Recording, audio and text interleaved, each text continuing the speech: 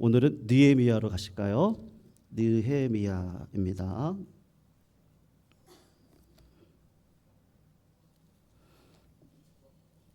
9장 1절에서 3절, 1절에서 3절은 같이 읽어요. 합독으로 읽으시고요.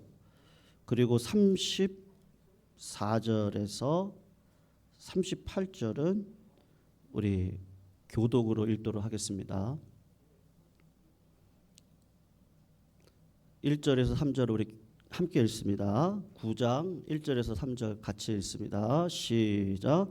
그달 20 날에 이스라엘 자손이 다 모여 금식하며 굵은 베옷을 입고 티끌을 무릅쓰며 모든 이방 사람들과 절교하고 서서 자기의 죄와 조상들의 허물을 자복하고 이 날에 낮 4분의 1은 그 제자리에 서서 그들의 하나님 여호와의 율법책을 낭독하고 낮 4분의 1은 죄를 자복하며 그들의 하나님 여호와께 경배하는데 34절부터는 교독으로 읽습니다. 34절 제가 읽어요.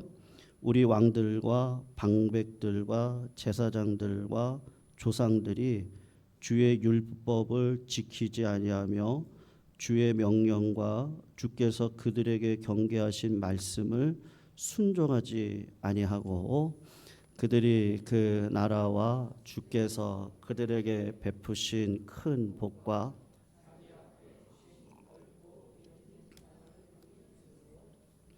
섬기지 아니하며 악행을 그치지 아니하였으므로 우리가 오늘날 종이 되었는데 곧 주께서 우리 조상들에게 주사 그것의 열매를 먹고 그것의 아름다운 소산을 누리게 하신 땅에서 우리가 종이 되었나이다. 우리의 죄로 말미암아 주께서 우리 위에 세우신 이방 왕들이 이 땅에 많은 소산을 얻고 그들이 우리의 몸과 가축을 임의로 간할하오니 우리의 곤란이 심하오며 같이 읽습니다. 우리가 이 모든 일로 말미암아 이제 견고한 언약을 세워 기록하고 우리의 방백들과 레위 사람들과 제사장들이 다 임봉하나이다. 아멘. 오늘 우리 옆에 있는 분하고 한번 인사하실까요? 네, 우리 무너지지 맙시다. 한번 그렇게 인사하시고요. 네, 무너지지 마세요. 그리고 오늘 설교 제목인데요. 우리 다시 일어섭시다. 네, 손을 한번 꽉 잡으시면서 다시 일어섭시다. 네.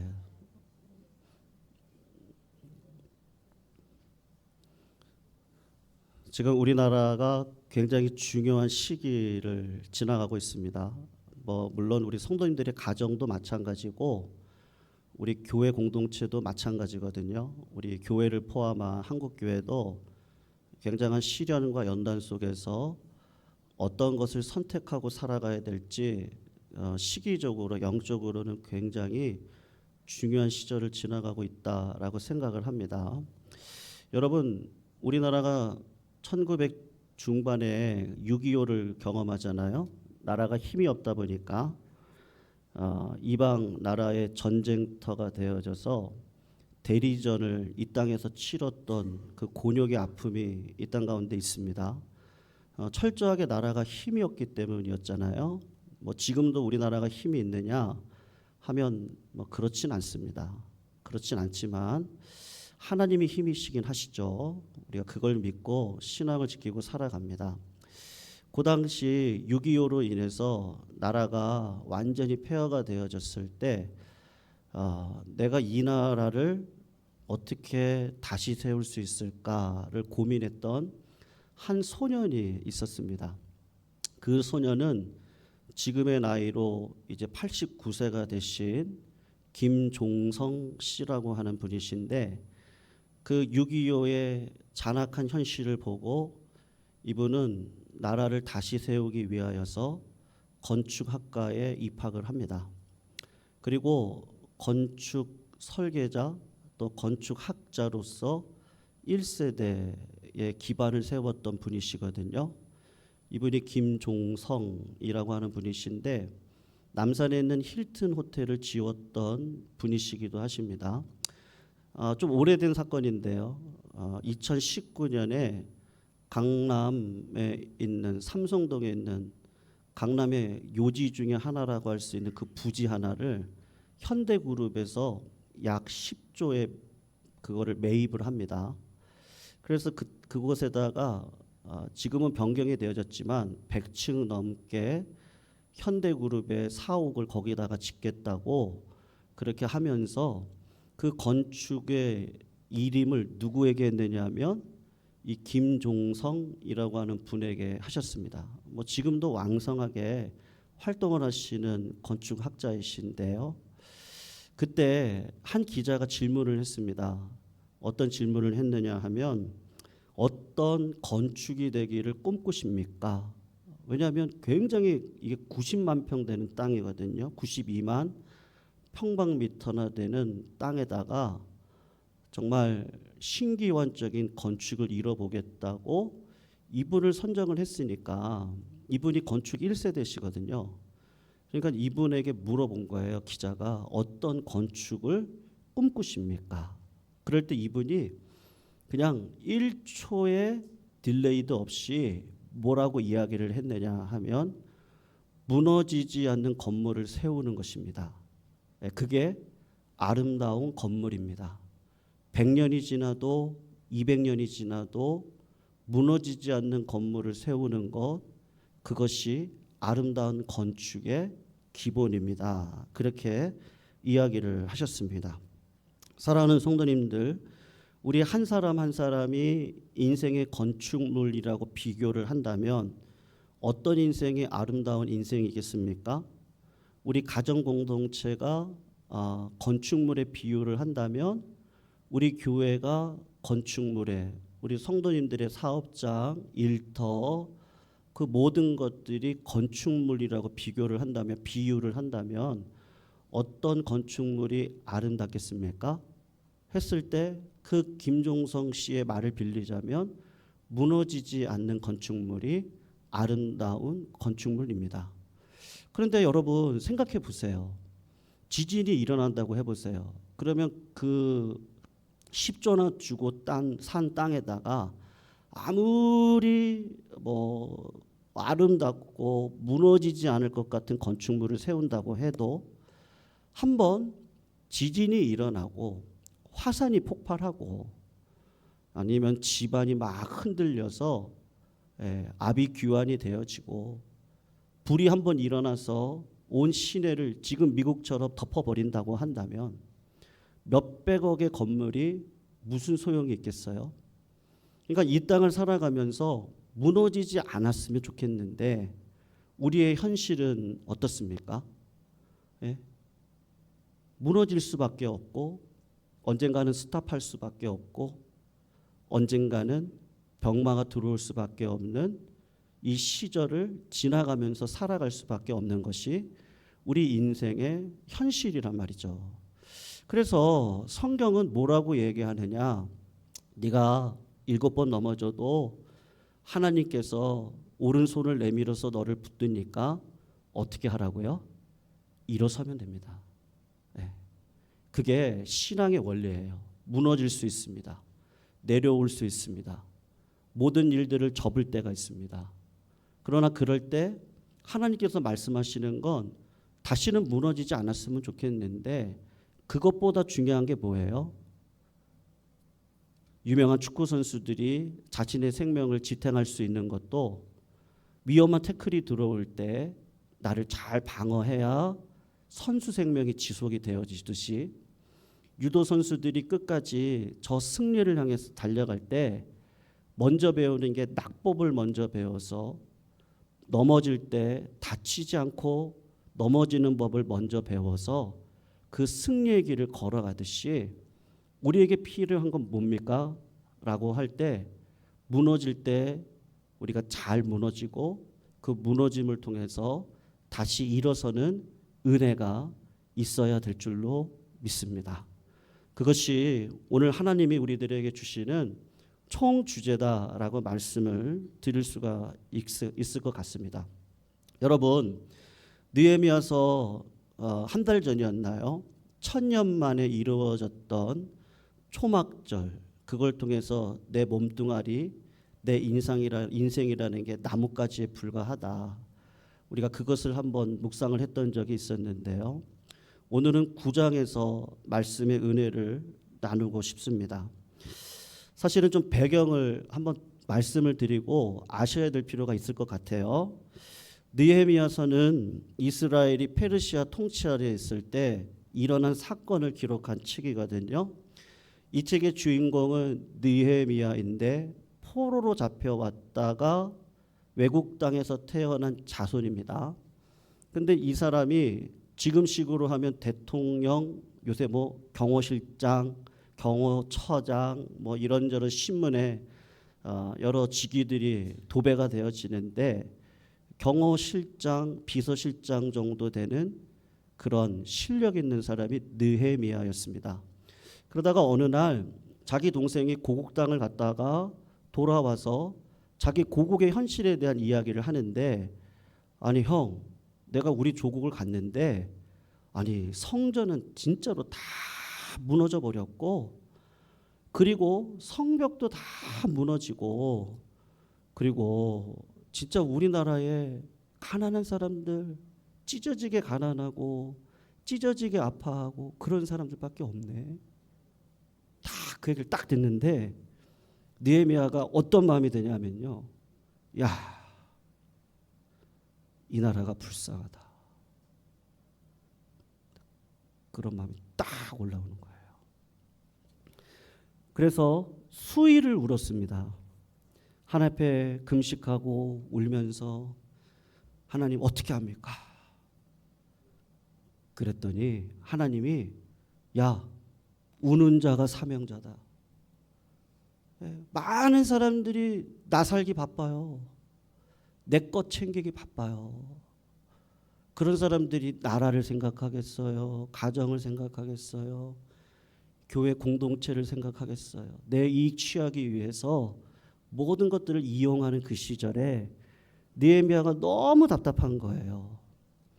그래서 눈물을 흘리고 하나님 앞에 기도를 하는데 하나님이, 야, 우는 네가 사명자다.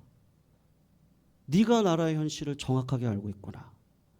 내가 그러려고 너한테 그런 직위를 줬지 않았니? 그러니까 페르시아 왕한테 허락을 구해라. 그래서 조서를 받고 물질을 챙겨가지고 조국 땅으로 돌아옵니다. 조국 땅에 들어왔더니 이미 그 땅은 사마리아 사람들의 땅이 돼버렸어요. 그 민족, 그 백성, 그 이스라엘 백성들은 찢어지게 가난하게 그 사람들의 종이 되어서 노예와 같이 살아가고 있습니다. 많은 조소, 많은 비난, 많은 장애물, 많은 비판, 안 되게 하려고 하는 수많은 사람들의 계략, 그 모든 것들을 이기고 52일 만에 성벽을 세우게 되는 거예요.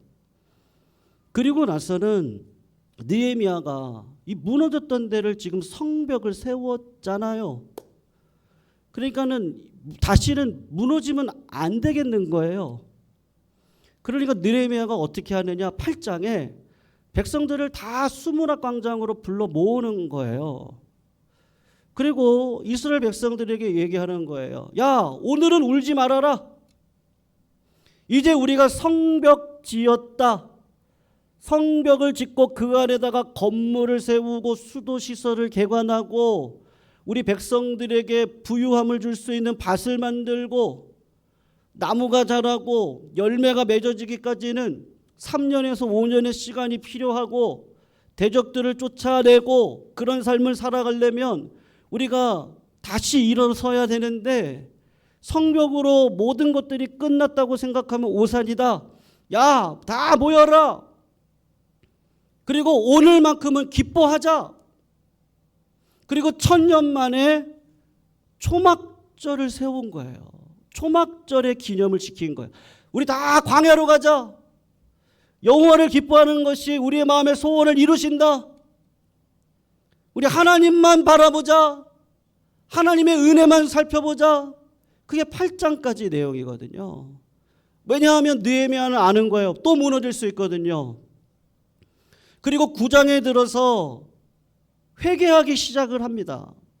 어떻게 회개합니까? 하나님, 우리가 교만했습니다. 하나님, 이 나라가 범죄 가운데 있으면서도 두 갈래로 갈라질 때 교회가 동참했습니다. 하나님의 자녀들이 이방의 포로로 끌려가 비방거리가 되어졌는데 그 이유를 알고 보니까 주님의 공동체 성전 안에 자기 유익을 위하여 들어와 자기 이득을 취하고 그것으로 모든 것들을 행했던 우상의 소굴이 교회였습니다. 하나님이 택한 민족, 이 땅 가운데 빛과 소금으로 살아가라고 하셨는데 어느 순간 내가 잘난 줄 알고 하나님이 주신 축복, 내가 기도해서 받았다고, 내가 믿음의 가문이라서 받았다고 자랑하는 현실 앞에 들어가 어느 순간 하나님을 잊어버렸습니다. 하나님, 망각하고 살았습니다. 하나님, 용서해 주세요. 하나님, 살려주세요. 우리가 빚지고 매맞고 노예되고 버림받고 살아가는 것 마땅합니다. 하나님은 공의로우신 분이 맞습니다. 그러니 저희들에게 이런 채찍을 가하셨죠. 하나님 맞아요. 그러나 이제는 다시는 무너지고 싶지 않습니다. 그렇게 9장에 들어와서는 이제는 막 회개를 하기 시작을 하는 거예요.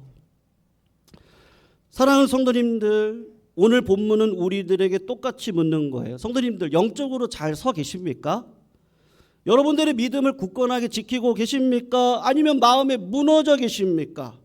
아니면 건강을 잃어버리고 직장의 일터가 허물어져 가고 그런 가운데서도 여전히 하나님을 찾지 않고 자기의 계획과 생각을 가지고 이 땅을 살아가려고 하고 계십니까? 묻고 있는 거예요, 지금. 시대의 마지막 보루가 될 교회가 지금 무너지는 소리가 요란합니다. 작은 교회는 작은 교회대로 어느 순간 성도님들의 뛰도는 소리가 가득했던 중형교회, 제가 아는 많은 중형교회가 코로나를 통과하면서 200명 이상이 다 줄었습니다. 큰 교회 괜찮을까요? 청년들 몇 명이나 있을 것 같으세요? 10,000명, 200명 모이는 그 교회의 청년들은 몇 명일까요? 중고등부는 몇 명일까요? 300, 400? 여러분, 어느 순간 교회들이 허물어져 갑니다. 우리 사회의 중산층들이 무너지고 있습니다. 가난한 사람과 가진 사람들이 양극화로 치닫고 있습니다. 저출산, 고령화로 인해서 이미 지방 도시는 무너져 가고 있습니다. 코로나보다 자영업자가 더 많이 지금 죽어가고 있습니다. 여러분, 교회가, 목사가, 권사가, 장로가, 성도가 그거 다 뗐으면 좋겠어요. 그러고는 정치질을 합니다. 네. 그러면서 어떤 일이 벌어지고 있습니까? 나라가 지금 분열되어지고 있습니다. 굉장히 나라 기초가 흔들리고 있는 상황입니다. 여러분, 그것 때문에 다음 세대들이 어떻게 되죠? 인터넷을 보세요.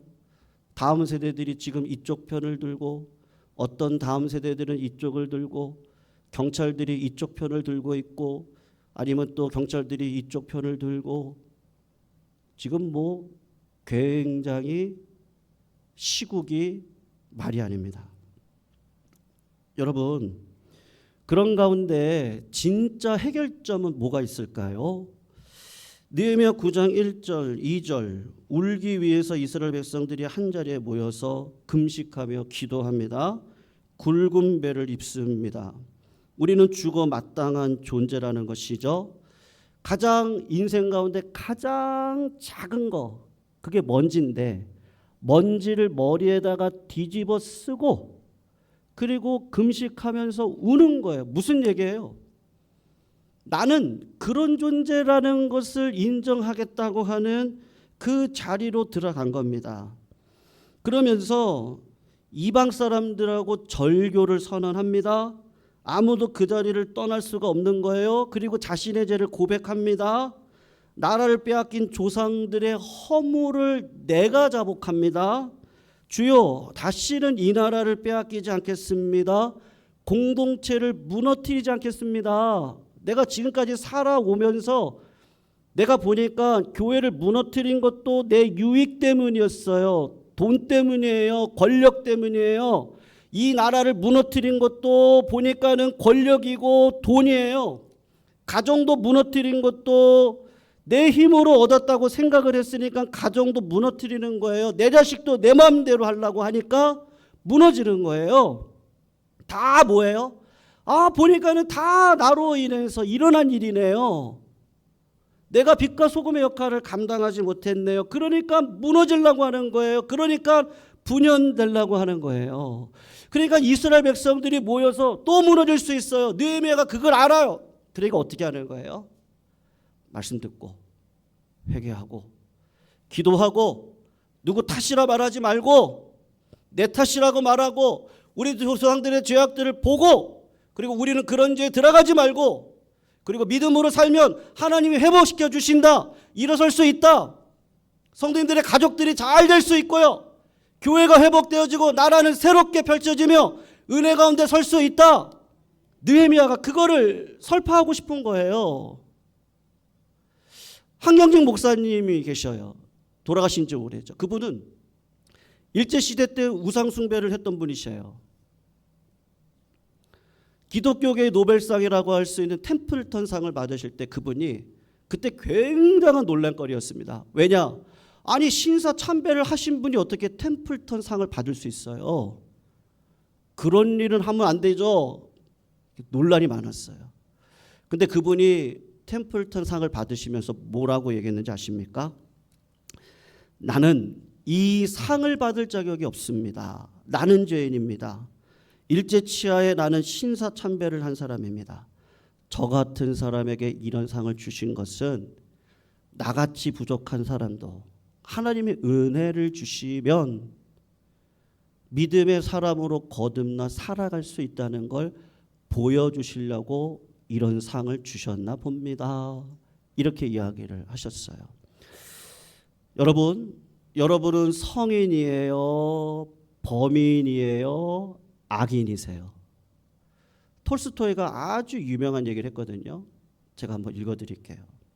성자는 자신을 죄인 중 괴수라고 말한다. 여러분, 성자는 그렇대요. 범인은 다른 사람들과 비교해 보면 자신은 그래도 괜찮은 사람이라고 생각한다. 네. 악인은 자신이 처한 환경에서 자신은 최선을 다한 사람이라고 제법 잘 나가는 사람이라고 생각하고 다른 사람들의 허물을 찾는데 혈안이 되어져 있다. 이렇게 얘기하거든요. 선생님들은 생각해 보세요. 악인이에요? 아니면 그저 나? 범인들은 다 그렇죠. 대부분의 사람들이 다 뭐예요? 다 나. 범인은 그 정도. 성인은요? 내가 죄인 중에 괴수지. 나같이 나쁜 놈이 없지. 선생님들은 어떻게 생각하세요? 자꾸 누구의 뭐를 어떻게 해봐가지고 아니면 나 하나 그냥 이게 좀 나는 이런 사람이라고 아니면 하나님의 은혜였죠. 저 같은 괴수를 무슨 목사로 써주세요. 저 같은 자에게 무슨 직분을 주셔가지고 교회를 섬길 수 있는 은혜를 주셨을까? 네. 여러분, 갯벌에 배가 좌초되어져 있어요. 그러면 어떻게 해야 그 배가 나올 수 있습니까? 자기 힘으로는 안 돼요. 내 배가 황금배다? 웃기지 마세요. 내 배가 100년 된 거목으로 지은 배다? 하늘 보실 땐 까불고 있네. 네. 아무리 노력해도 갯벌에 빠져있는 배는 끄집어낼 수가 없어요.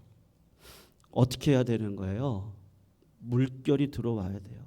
썰물, 밀물, 하나님이 만드신 창조의 원리 가운데 때를 기다려야 돼요. 그 때를 기다렸다가 그때에 하나님이 은혜를 부어주실 때 그때 노를 열심히 져야 돼요.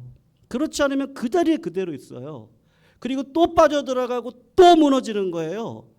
그럴 때 회개하고, 그럴 때 기도하고, 그럴 때 말씀 앞으로 들어오고, 그럴 때 내 욕심을 죽이고, 그럴 때 하나님 앞으로 들어와 삶을 살아가야 되는 거예요. 그렇지 않으면 또 그 자리, 또 그 자리, 또 인생의 그 연약함, 또 인생의 그 악함.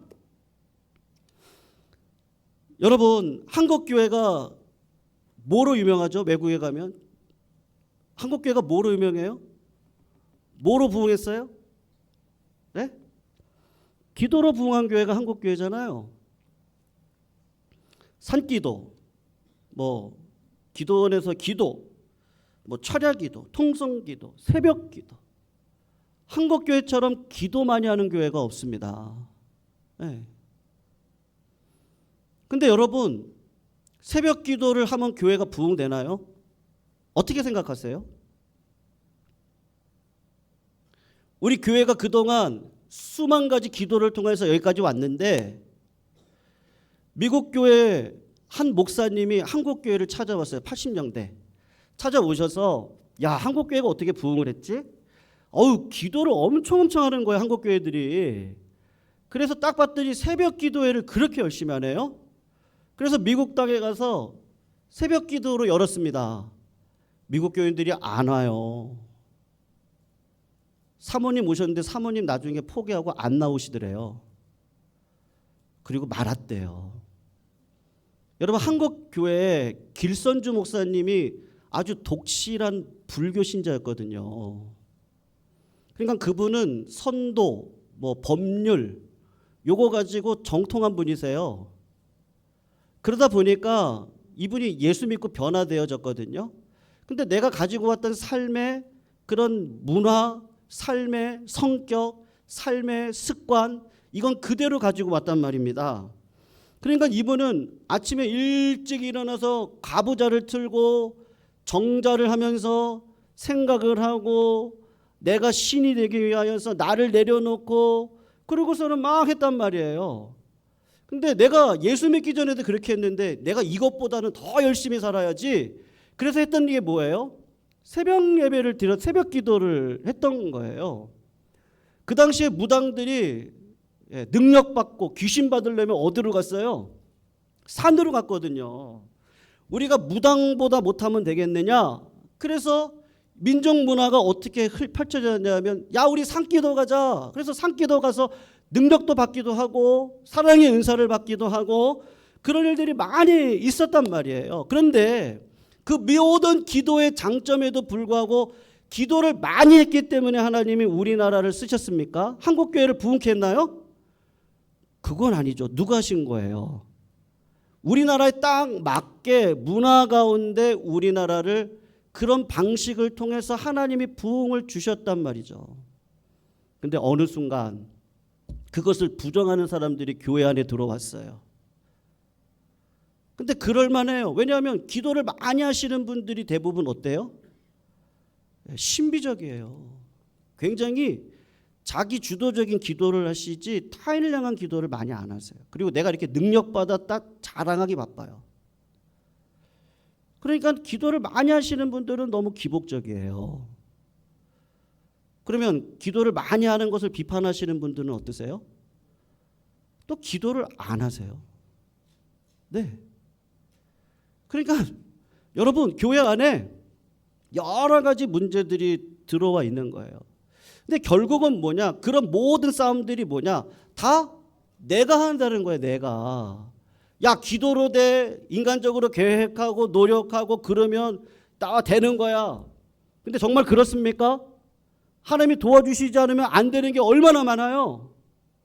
그러니까 기도 가지고도 안 되고 인간의 능력 가지고도 안 된단 말이에요. 그래서 어떤 분이 무슨 얘기를 했냐면 육신의 기도를 뭐라고 얘기했냐 이렇게 했어요. 내가 원하는 것을 내가 원하는 시간에 내가 원하는 방법으로 얻고자 하는 것이 육신이고 육신적인 기도다. 근데 하나님께서 원하시는 성령의 기도는 뭐냐? 하나님이 원하시는 것을 하나님이 원하는 시간에 하나님이 원하는 방법으로 주신다. 그렇게 이야기를 한단 말이에요. 여러분, 기도해 보셨어요? 성도님들, 기도해 보셨어요? 뭐 예라고 해야 돼요? 아니라고 해야 돼요? 뭐 그저 그렇다고 그래야 되겠어요? 뭐라고 대답을 하셔야 되겠어요? 네. 기도의 자리에 들어가면 진짜 응답받는 기도는 뭐죠? 네? 진짜 응답받는 기도는 뭐예요? 야, 찬양아, 네가 바꿔라. 누구누구 성도님, 자신이 먼저 바뀌세요. 울분이 터질 일이 많아요. 네. 갑질을 당했어요. 예를 들면요. 아니면 아픈 병마에 들어갔어요. 아니면 수만 가지 사건들 가운데 억울한 일이 많아요.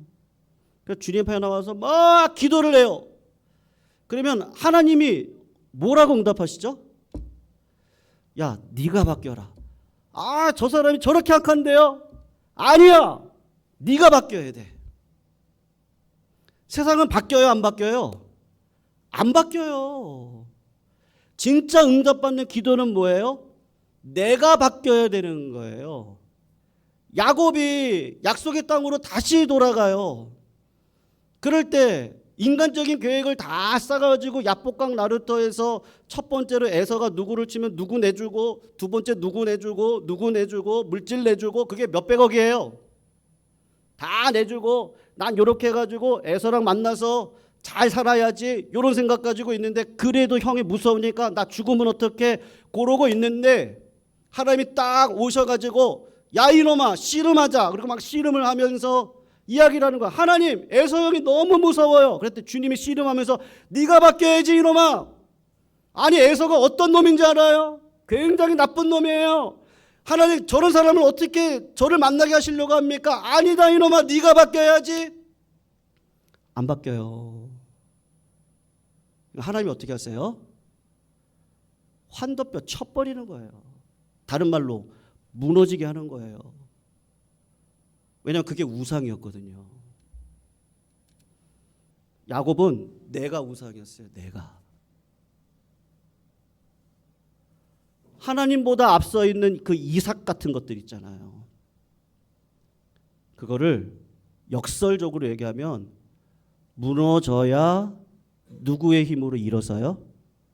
하나님의 힘으로 일어서는 거예요. 그러니까 주님이 원하시는 건 뭘까? 일어날 수 있는 비결이 뭘까? 내가 바뀌어야 되는 거죠. 내가.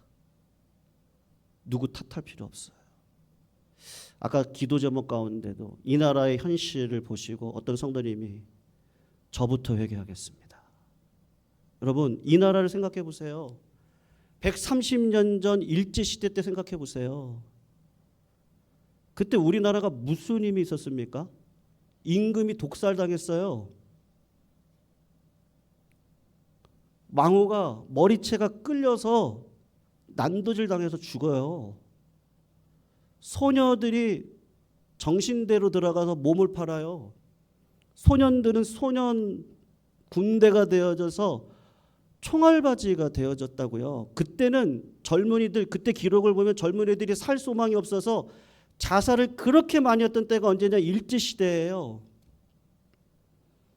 그런 시대에 하나님이 1907년도 평양대회봉운동을 일으켜 주시죠.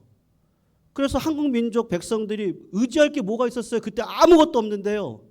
그러니까 천부여 의지 없어서 이 손 들고 옵니다. 멀리 갔더니 처량하고 고나고 슬프고 어려워서 주님 앞에 옵니다. 그때 뭐가 있었어요? 아무것도 없었어요. 그냥 주님의 은혜 하나 붙들고 여기까지 왔어요. 그리고 주님의 은혜로 이 땅을 전쟁의 대리전이 되게 했던 6.25 전쟁을 지나가면서 야, 이 나라에 힘이 없어서 우리나라가 이렇게 되었지. 그걸 하나님이 알게 하시고 교회의 복의 근원이 되게 하셔서 교회로 오는 자들마다 그때 여러 가지 복을 받게 하시고 이유가 있었어요. 하나님이 살아계신 곳에는 이 땅 가운데 건물도 세워지고 민주화도 이루고 은혜도 나타날 것이다. 그렇게 왔어요. 근데 지금 어때요? 네? 전방위적인 위기입니다. 여러분, 지나가는 현상을 그냥 보시지 마세요. 그냥 나 하나 잘 먹고 잘 살면 되나요? 민족 무너지고 나라 없으면 끝입니다. 여러분, 가정 하나 잘 되면 끝나나요? 교회 끝나면 끝나는 거예요. 네. 우리 가정만 잘 되면 잘 되나요? 그게 다 다른 자식들하고 영향이 다 있어요. 다 영향 속에서 이웃을 내 몸과 같이 사랑하는 자리 안에 들어가. 다 살릴 수 있는 비결은 뭐예요? 누구라고 말하지 마시고 그냥 나부터. 그래서 여러분, 느헤미야 9장은요 이렇게 신구약을 통해서 뭐를 해달라고 하는 기도가 없어요. 9장을 한번 나중에 읽어보세요. 굉장히 긴 기도문인데 다 뭐냐? 하나님 불쌍히 여겨주세요. 조상들의 허물을 제가 뒤집어 쓰겠습니다. 제가 지겠습니다. 다시는 무너지지 않겠습니다. 다시는 이런 일이 일어나지 않도록 제가 믿음으로 살겠습니다. 말씀을 붙들겠습니다. 그런 인간적인 상황 가운데 흔들리지 않겠습니다. 계략에 넘어가지 않겠습니다. 어떻게 하는 거예요? 38절에 보면 임봉을 쳐요. 그리고 뭐라고 하죠? 우리 무너지지 말자. 다른 말로 이야기하면요, 우리 다시 일어섭시다. 성도님들, 일어서시기를 주님의 이름으로 축원합니다. 마지막으로 이 얘기만 하고 마칠게요. 어떤 아주 예쁘장한 청년 자매가 하나님 앞에 기도했어요. 하나님, 저 멋진 청년 주세요. 키는 185예요. 부모님들은 한 명은 교수, 한 명은 뭐 중학교 교사 정도 되는 가정으로 주시고요. 그 아버님 되실 분이 장로님 되게 해주시고, 그리고 물질의 어려운 가정을 만나서 제가 결혼할 수 있도록 인도해 주세요. 그렇게 기도를 했어요. 여러분, 그 기도 응답받았을까요? 응답받지 않았을까요? 뭐 우리 물론 정경희 이사님 뭐 자식들 키 놓고 기도했을 때 애들 키가 막 그만큼 응답받기도 하셨는데, 목사님이 조언을 했어요. 사랑하는 자매, 당신을 위해서 기도하지 말고 중보 기도를 해. 왜냐하면 그 자매가 왜 이렇게 기도 응답이 안 되죠? 이런 거예요. 그렇게 하지 말고 중보 기도를 먼저 해. 아, 그렇구나. 그래서 기도 제목을 바꿨어요.